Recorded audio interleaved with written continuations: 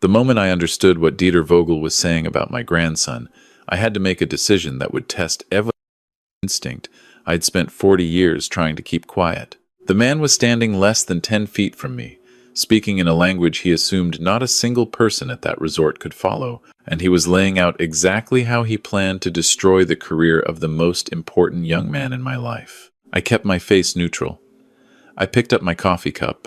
I listened to every word. That's the thing about training. You don't forget it.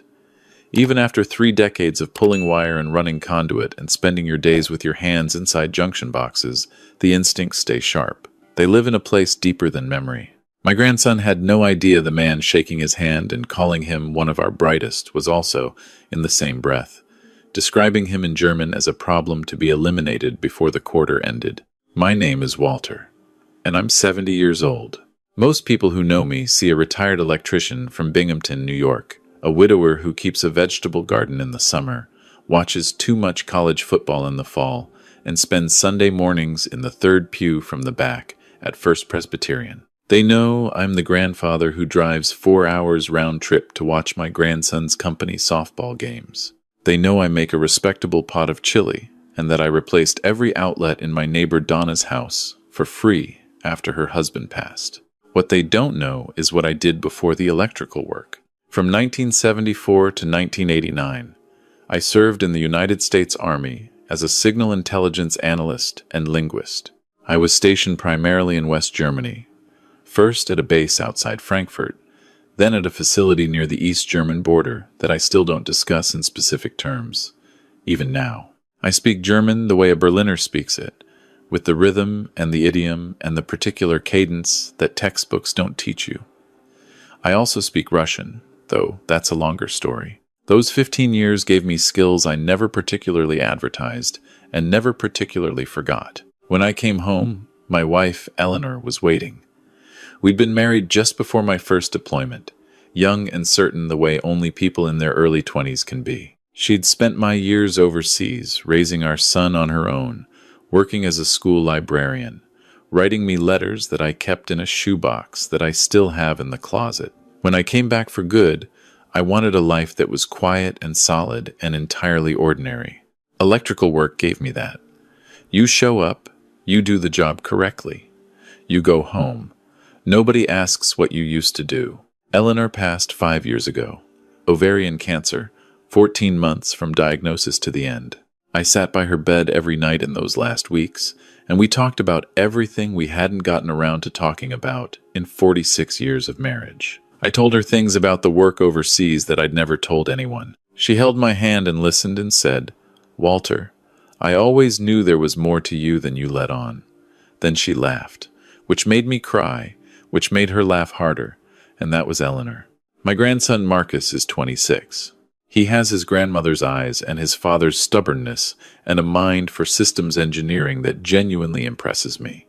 And I'm not a man who impresses easily. He's been with Meridian Technical Solutions for 3 years now, working in their infrastructure division, building out data architecture for mid-sized manufacturing clients. It's the kind of work I don't entirely understand, but I nod along to convincingly, which he appreciates.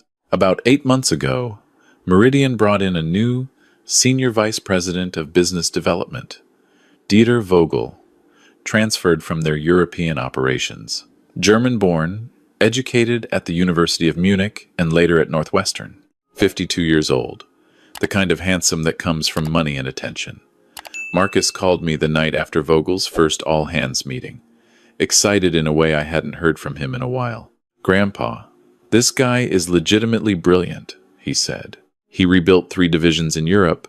He speaks 4 languages. He's talking about expanding our client base into the manufacturing corridor in Ohio and Indiana. Exactly the kind of infrastructure work I've been developing. If I can get in front of him with my proposal, I think this could be the moment." I was happy for him. I was also paying attention to the small tightness in my chest that I've learned over the years means something isn't adding up yet. I didn't say that to Marcus. I said, "Do good work, document everything, and let the results speak." He said, "You always say that." I said, "That's because it's always true." 6 weeks later, he called again, less excited this time.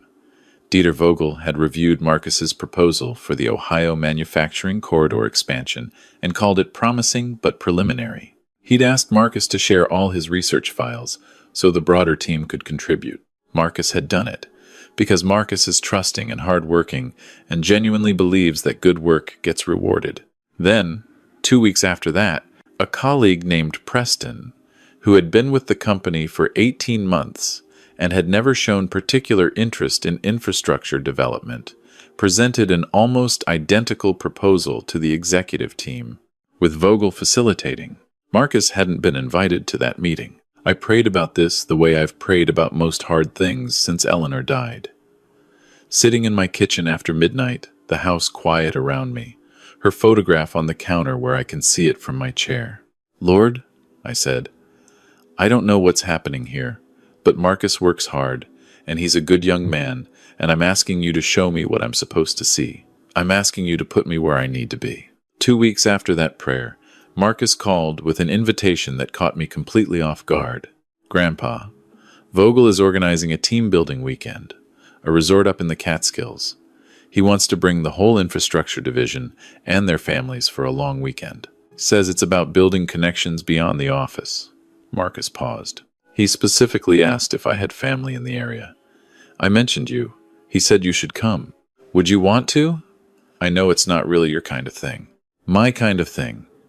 Marcus is too polite to say what he means, which is that rustic resorts and company retreats are not typically where retired electricians from Binghamton spend their weekends. But this was my grandson asking, and something, I'll call it the same instinct that used to keep me alive in facilities near the East German border, told me clearly, you need to be in that room. Book me a room, I told him. I'll be there. The resort was 2 hours from my house, a converted estate in the hills outside Woodstock. The kind of place with stone fireplaces and exposed timber, and a dining room that looks like a painting of what a dining room should look like. Marcus met me in the parking lot when I arrived Friday evening, hugged me, and said I looked good. I told him he looked tired. He said he'd been working 60-hour weeks trying to rebuild his proposal after Preston's presentation had incorporated most of his original data.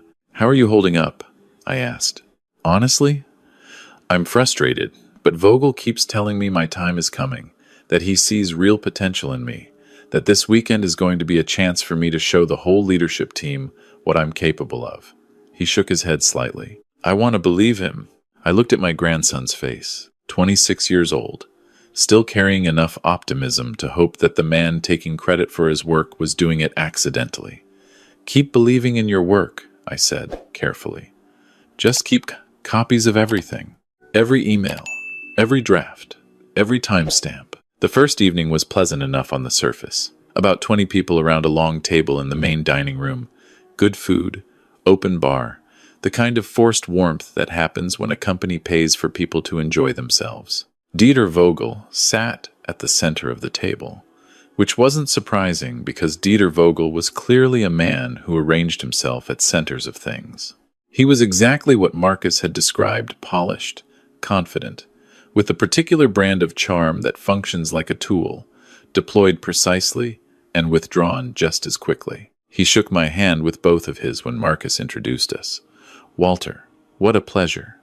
Marcus speaks about you with real affection. His English was excellent, accented in a way that most Americans find sophisticated.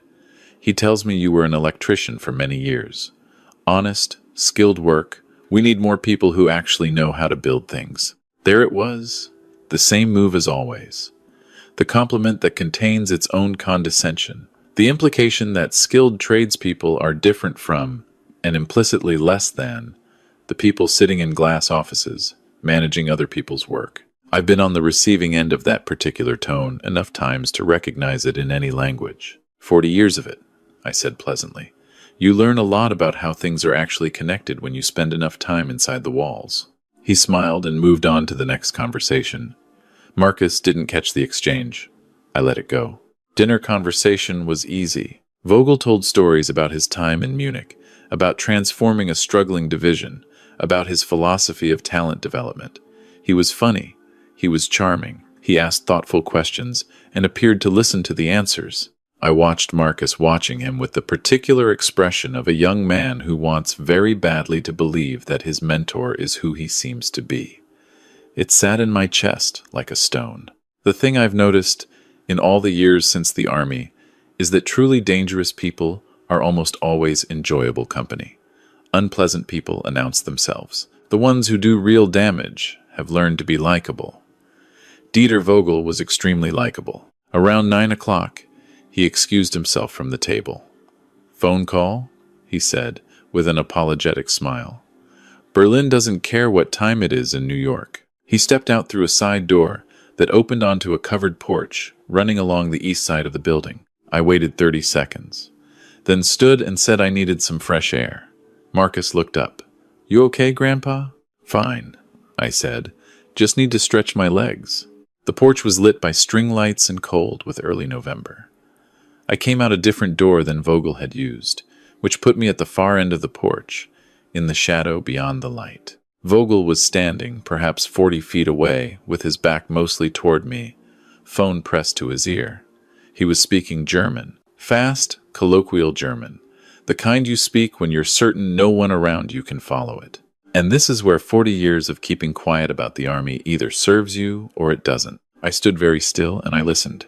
He was speaking with someone he called Klaus. The tone was completely different from the dining room voice. No warmth, no performance, just the clipped efficiency of a man conducting business he doesn't want anyone to understand. He said that the weekend was going well, that the team was responding to him, that Marcus specifically was cooperative, and had already provided everything they needed for the Q1 presentation. Then he said something that made my jaw tighten. "Marcus doesn't understand what's being built here," he said. "He thinks he's developing his own proposal. He doesn't realize that everything he's submitted has already been incorporated into the corporate presentation that goes to the board in January. The work is good. The boy is actually quite talented, which makes it easier. Talented people produce better material to work with. But he's naive. He still believes in fairness." Klaus said something I couldn't catch. Vogel laughed. Not the dining room laugh, a different one, shorter and colder. He said that by February, Marcus would be on a performance improvement plan. He'd already begun documenting concerns. Work quality, he said. Initiative. A few things that could be read either way, depending on who's doing the reading. By spring, they could let him go with cause. And the proposal, Marcus's proposal, 18 months of Marcus's work would be cleanly absorbed into the company's strategic plan with no inconvenient questions about its origins. He said, "He's a good kid, but good kids don't understand that the game was decided before they walked in the room." Then he switched topics entirely and began discussing a client meeting in Cincinnati. I pressed myself against the wall in the dark and breathed steadily and thought about Eleanor, about the shoebox of letters, about 15 years of training myself not to react to information until I'd had time to process it properly.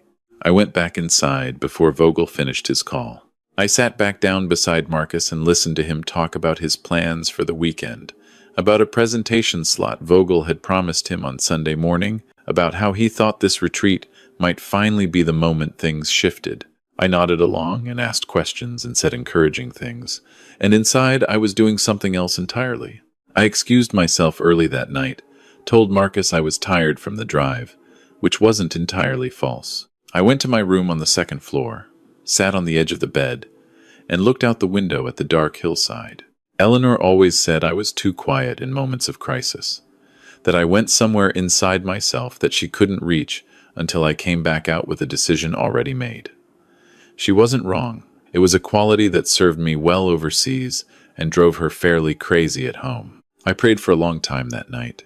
Not the short asking prayers, the real kind, where you sit with it and wait. Lord, you put me on that porch at that exact moment. You had me here this weekend. I know what I heard and I know what it means. I'm asking for clarity about what you want me to do with it. I'm asking for wisdom, because anger doesn't help Marcus. Justice does. I sat in the quiet of that room and slowly, the same way it always used to happen when I was working through a problem overseas, the shape of a plan began to emerge. I had heard the call, but I hadn't recorded it.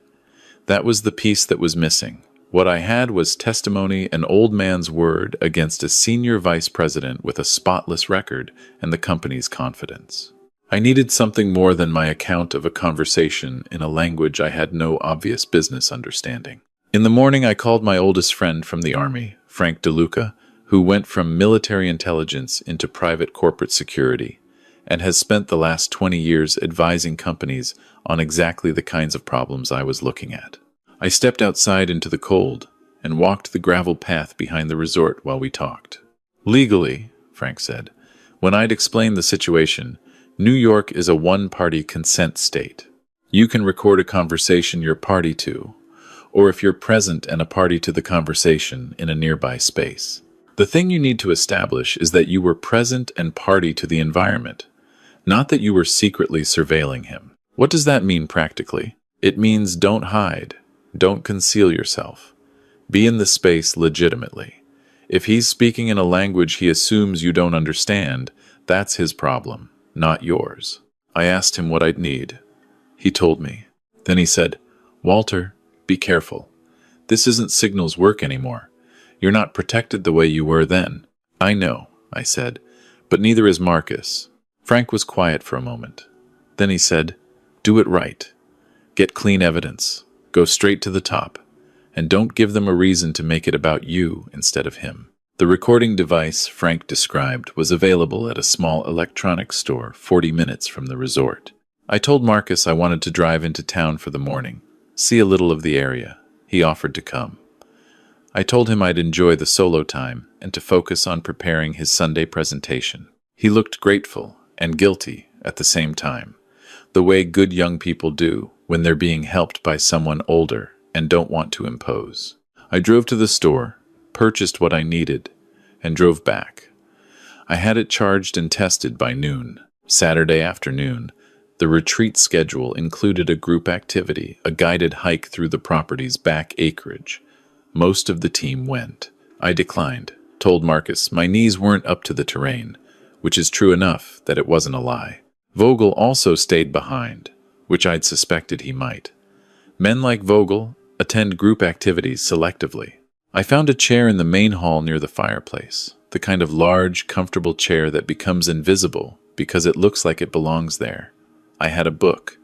I looked like an old man reading beside a fire. At around 2 in the afternoon, Vogel came through the hall on his phone again. This time he settled into the adjoining study, door left partially open, speaking German in the particular lowered tone of a man who believes he's alone. I turned a page of my book and listened. This call was different from Friday nights.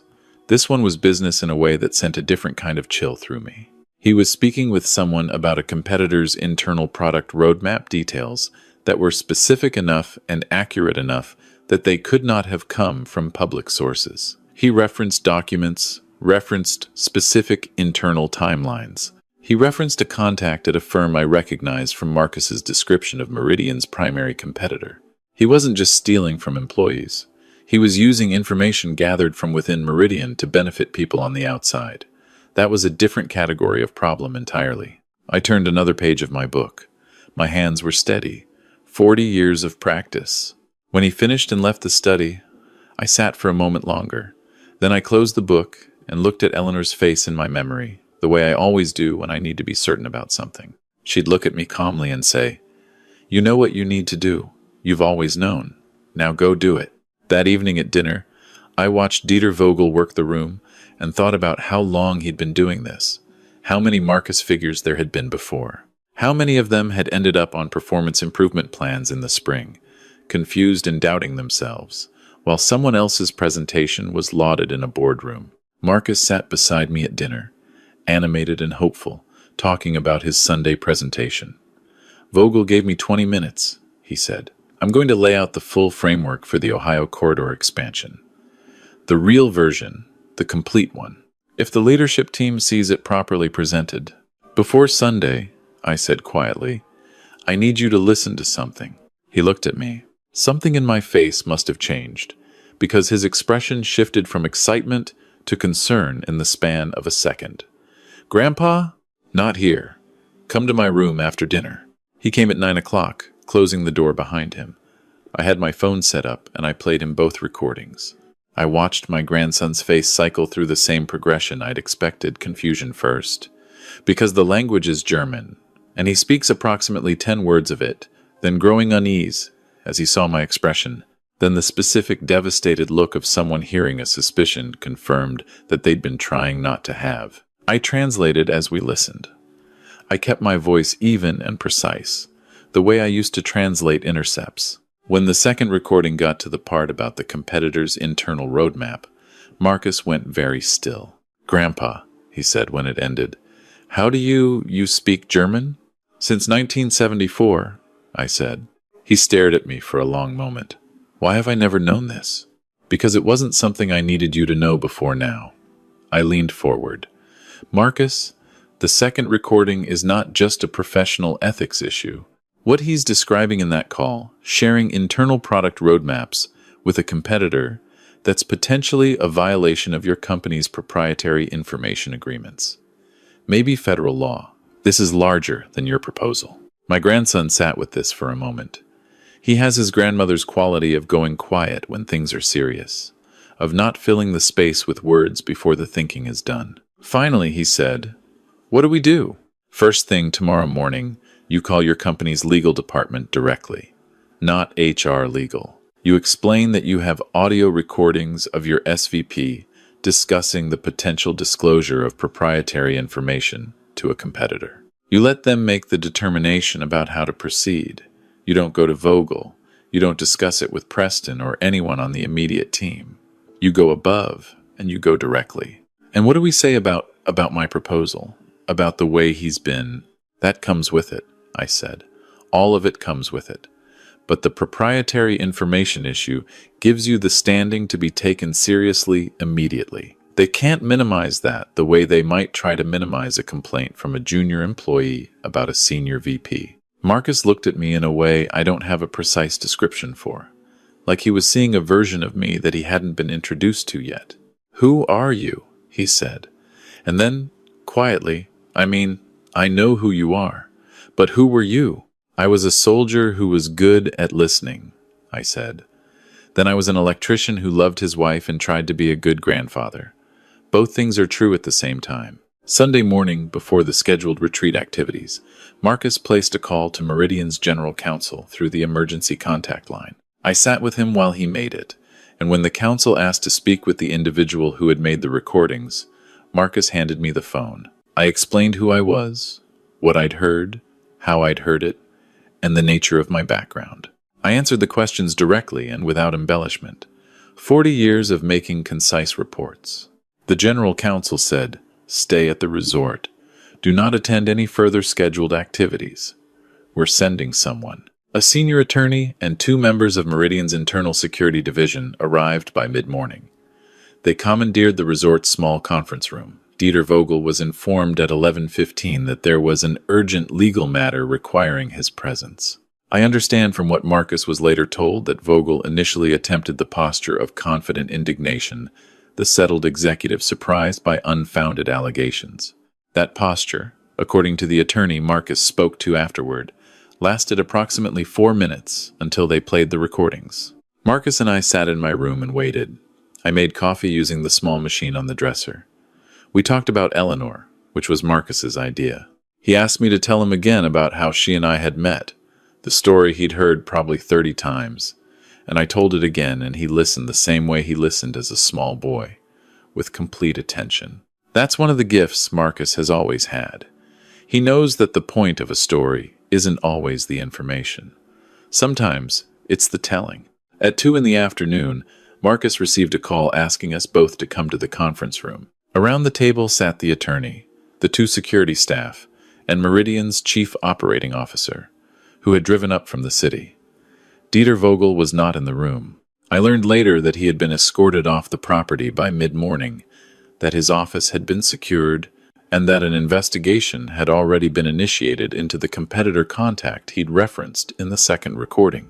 His employment was terminated effective immediately, pending what the COO described as a more complete examination of his conduct.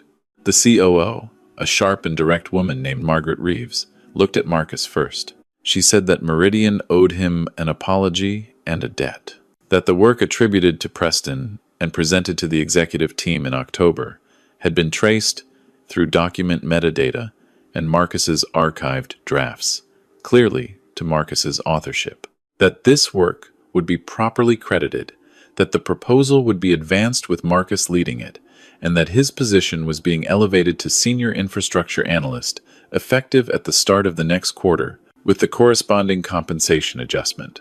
Marcus said thank you in a voice that was steady but thin, the way voices get when you've been holding something for a long time and someone finally lets you put it down. Then Margaret Reeves looked at me. "Mr.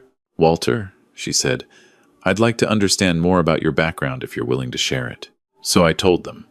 The army, the assignments in Germany, the intelligence work, the languages.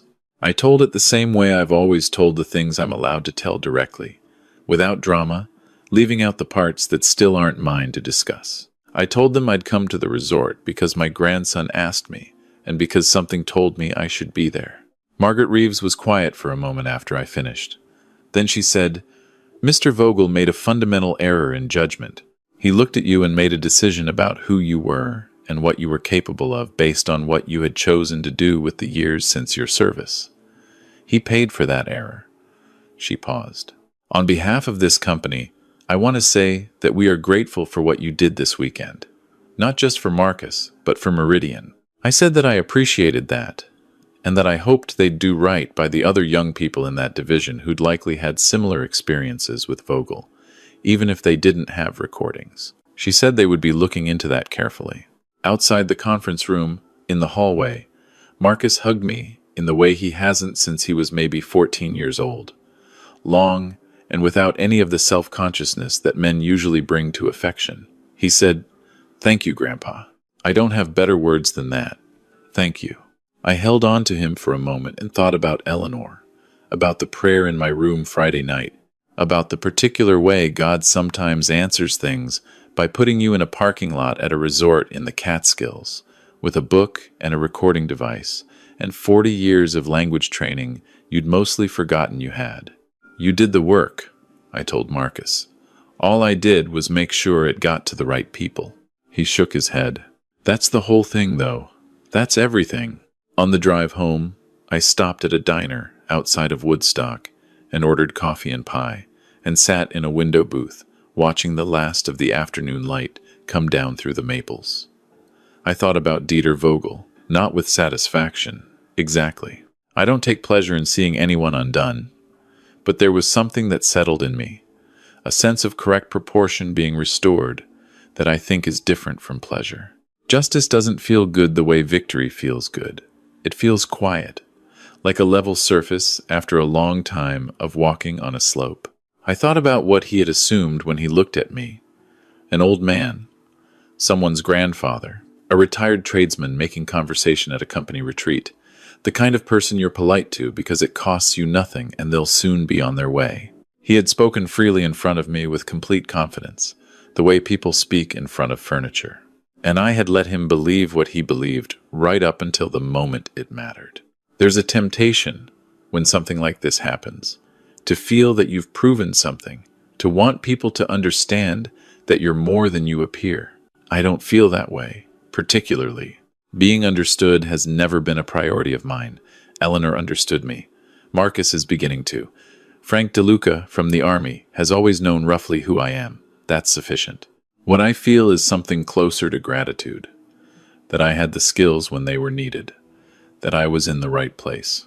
That the years overseas, which I never entirely made peace with the distance from Eleanor, the work that existed in a moral gray, that I still sometimes lie awake thinking about those years, produced something that turned out to have a use I couldn't have anticipated when I was sitting in a facility near the east. German border, 24 years old and thinking mostly about going home.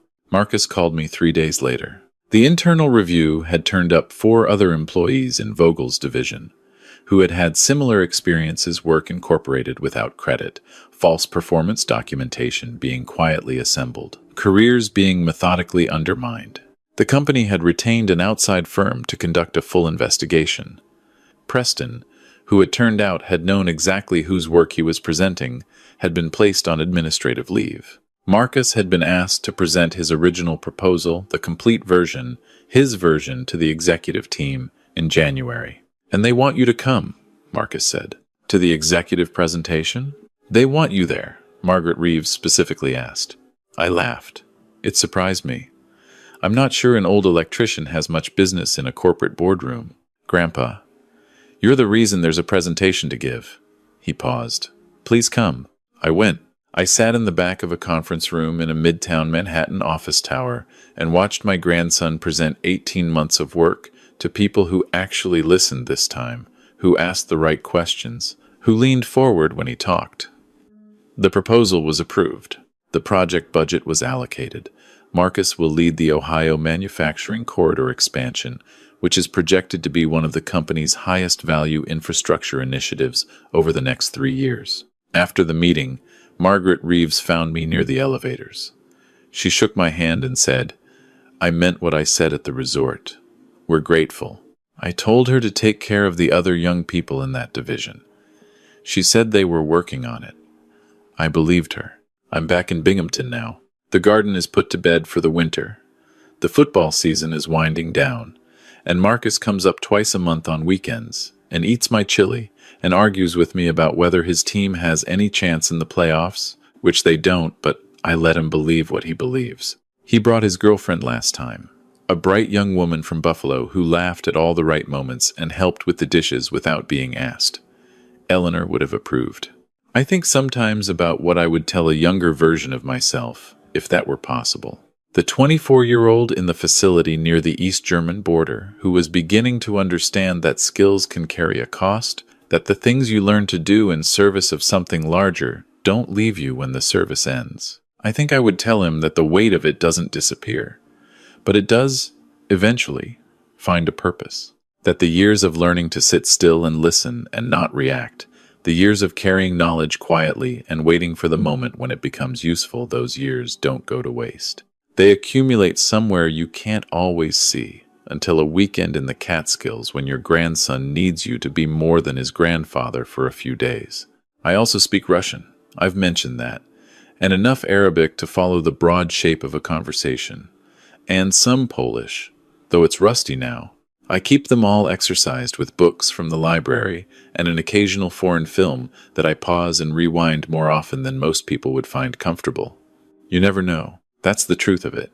And it's not a lesson I'm delivering, it's just what experience looks like when you're finally old enough to see the whole of it. My neighbor Donna asked me last week what I'd been up to. I said, "Not much. Watched a little football. Drove down to the city to see Marcus. Ate some good pie in Woodstock on the way home." She said, "You're always so quiet, Walter. I never know what's going on in that head of yours." I smiled and said I was just an old retired electrician. Not much to report.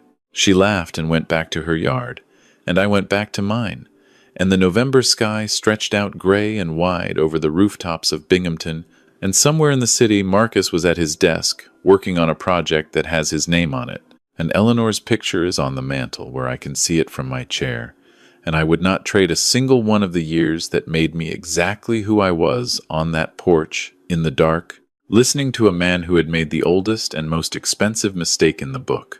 He looked at something quiet and decided it was empty. He was wrong.